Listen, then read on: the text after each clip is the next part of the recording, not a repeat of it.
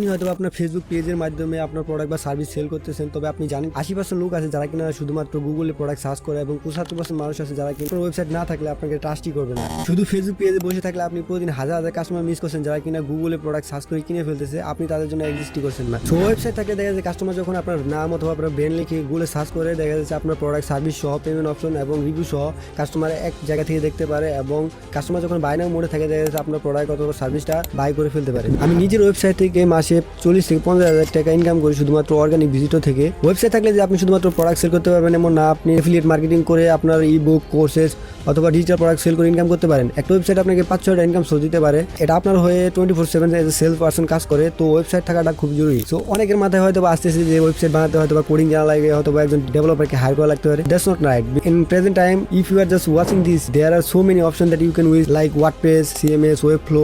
You can create your website in just one click. Let me show how you can easily create a website. তো প্রথমত আপনাকে একটা domain and hosting purchase করতে হবে, দেন সেখানে WordPress install করতে হবে। ওয়ার্ডপ্রেস ইনস্টল করার পরে আপনি একটা থিম চুজ করবেন। থিমের মধ্যে দেখা যাচ্ছে অনেক টিউবিল ওয়েবসাইট থাকে যেটা কিনা আপনি চুজ করে এক ক্লিকের মধ্যে আপনার ওয়েবসাইটকে লাইভ করে ফেলতে পারেন এবং এলিমেন্টর অথবা থিমের মাধ্যমে আপনি সেটাকে কাস্টমাইজ করতে পারেন।